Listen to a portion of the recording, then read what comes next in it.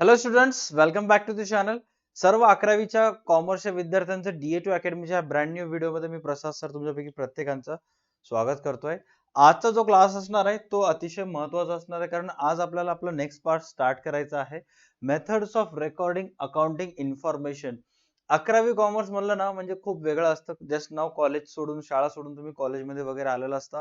थोडंसं वातावरण कॉलेजचं डिफरंट डिफरंट असतं आणि अकाउंटची थेरी म्हणजे कुठं ना कुठं जे मराठी मीडियम मध्ये ज्यांचं 1ली ते 10वी पर्यंत शिक्षण झालेलं आहे त्या विद्यार्थ्यांना कुठं ना कुठं थोडंफार अवघड जात असतं.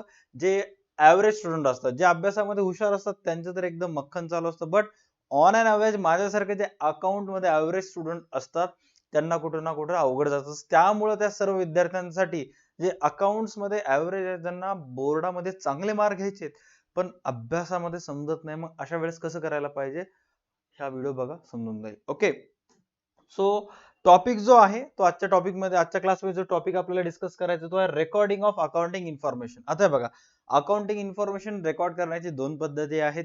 सर्वात पहिली इंडियन सिस्टम, भारतीय पद्धत. म्हणजे भारतामध्ये जे आपले अगोदरचे पूर्वज होते, भारतीय जे अर्थशास्त्र तज्ञ होते, जसे की चाणक्य असेल, हे सर्व जे अर्थशास्त्र तज्ञ भारतामध्ये व्यवहार होणारे सर्व व्यवहाराची नोंद कशा पद्धतीने करायचे काय नाही ते इंडियन सिस्टम मध्ये सांगितलेलं आहे.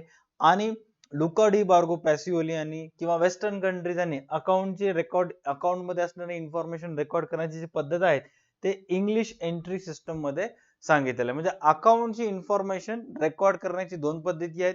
एक आहे आपली भारतीय सिस्टम, इंडियन सिस्टम, आणि दुसरी आहे इंग्लिश सिस्टम. आता इंग्लिश सिस्टम मध्ये सुद्धा दोन विभाग पडतात, ते म्हणजे सिंगल एंट्री सिस्टम आणि डबल एंट्री सिस्टम. तर आता हे कशा पद्धतीने वर्क करते काय नाही हे जाणून घेण्यासाठी आपण आजचा व्हिडिओ तुमच्या सर्व विद्यार्थ्यांना पूर्णपणे पाहावा लागेल. राईट, जस्ट वन सेकंड, मी सेटिंग जे आहे ते एकदम सेट करून टाकतो. ओके,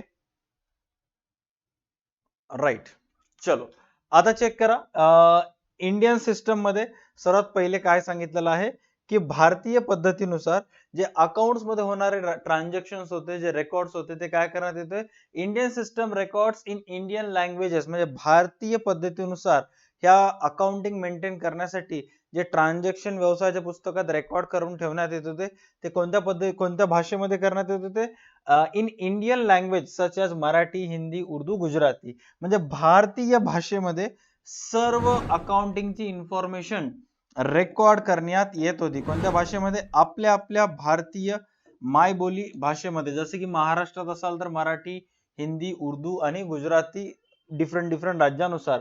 आणि ज्या पद्धतीनुसार म्हणजे इंडियन सिस्टम नुसार भारतीय भाषेमध्ये ट्रान्झॅक्शनचं रेकॉर्ड करण्यात येत होतं, त्या पद्धतीला अकाउंटच्या भाषेमध्ये किंवा ओव्हरऑल त्यावेळेस जे कल्चर होतं त्याने काय म्हणायचं, महाजनी और देशीनामा सिस्टम. जसं सध्या जर विचारलं की एखादा व्यवसाय मालकाला, बाबा तुम्ही अकाउंटिंग कसं करता, खाते पुस्तक मेंटेन करता का कम्प्युटराइज करता, तर त्यावेळेस लोक काय म्हणतात, नाही हो, आमच्या जवळ मुनीम रेकॉर्ड केलेला आहे, मुनीम ठेवलेला आहे, तो काय करतात, येतात दिवसभर रेकॉर्ड करतात आणि जातात खाते पुस्तकामध्ये. आणि काही काही ठिकाणी सुद्धा हा आमचा अकाउंटंट आहे, तो दिवसभराचे ट्रान्झॅक्शन येतो कम्प्युटराइज मध्ये रेकॉर्ड करतो आणि जातो. म्हणजे मॅन्युअल अकाउंटिंग आणि कम्प्युटराइज अकाउंटिंग सध्या सिच्युएशन मध्ये चालू आहे. बट त्यावेळेस त्यांनी फक्त आणि फक्त मॅन्युअल म्हणजे माणसं रेकॉर्ड करत होते आणि त्याला नाव काय देत होते, महाजनी किंवा देशीनामा सिस्टम. आणि जो व्यक्ती हा रेकॉर्ड करत होता त्याला मुनिमजी असं म्हणायचे, जे की जुन्या सिलेबस मध्ये होतं, नवीन सिलेबस मध्ये सांगितलेलं नाहीये. त्याच्यानंतर इथे काय सांगितलेलं आहे, in this system transactions are recorded and maintain in the books known as bahi khata. दिवाळीच्या टाइमला आपल्या महाराष्ट्रामध्ये खूप साऱ्या ठिकाणी खाते पुस्तकांचं पूजन करण्यात येतं.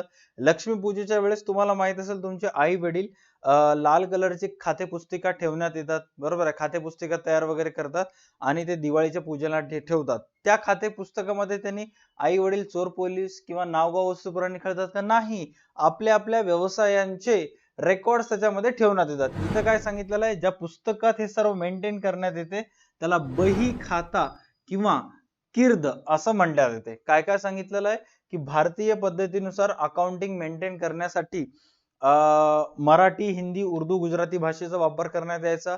त्याला कोणती सिस्टम म्हणायचे, महाजनी और देशीनामा. आणि जो व्यक्ती हा रेकॉर्ड करायचा त्याला मुनिमजी म्हणायचे. आणि ज्या वहीमध्ये रेकॉर्ड करायचा त्या वहीला काय म्हणायचे, बही खाता किंवा किर्द.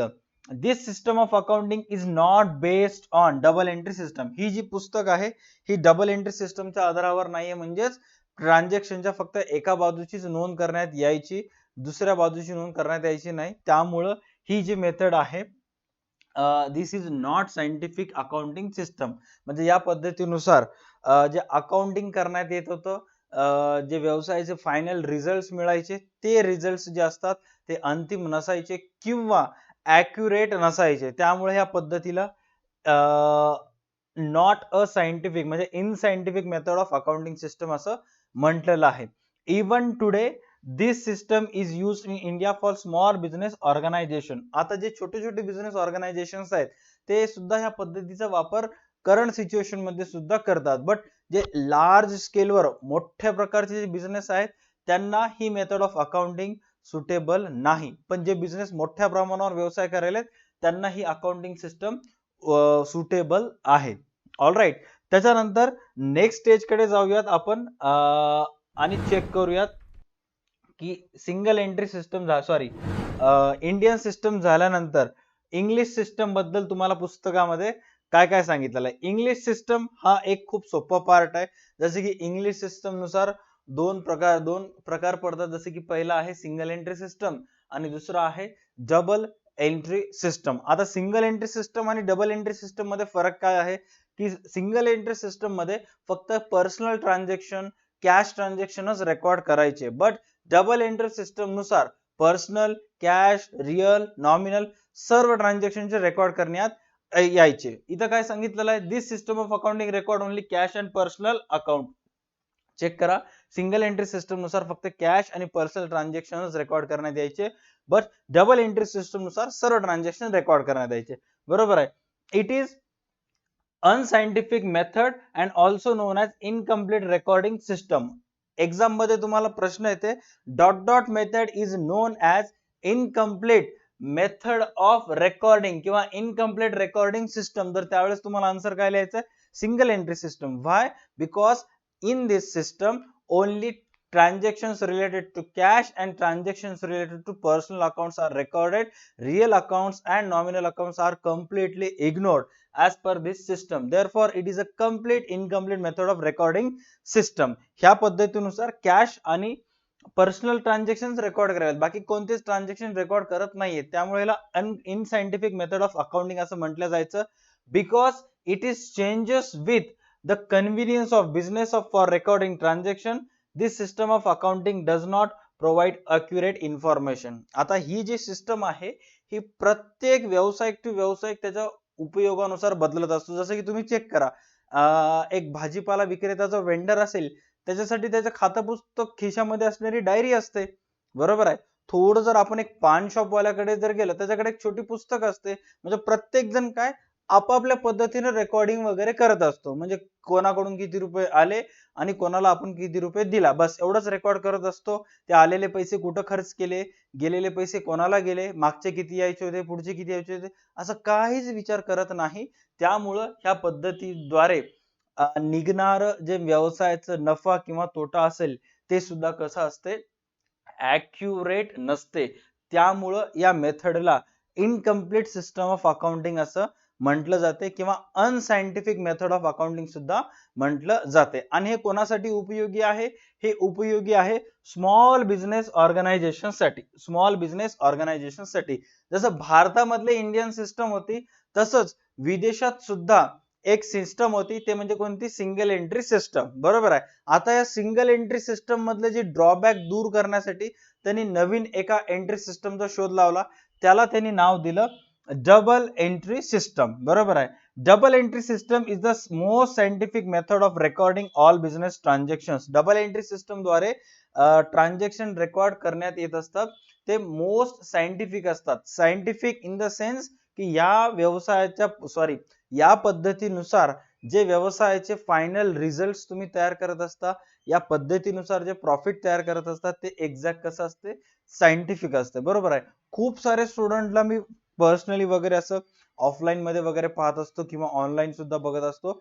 11वी कॉमर्सची जेव्हा थेरी चालू असते ना खूप सारे पोरं सर त्यांना असं बोरिंग वाटत काय सर कुठं अडकला आम्ही गणित वगैरे कुठं आहेत. एक गोष्ट लक्षात घ्या अकाउंटची नशा म्हणजेच काय प्रॉब्लेम वगैरे सॉल्व्ह करणं ते येणार आहे, बरोबर आहे. ते येणार आहे, बट त्याच्यासाठी तुम्हाला अगोदर मेहनत करावं लागते, झगडावं लागते, बरोबर आहे.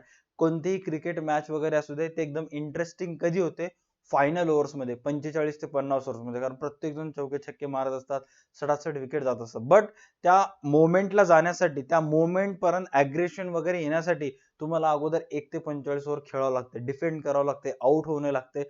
तसंच आहे, सुरुवातीचे जे 2 धडे आहेत त्याच्यामध्ये कम्प्लीट थेअरी असल्यासारखं आहे.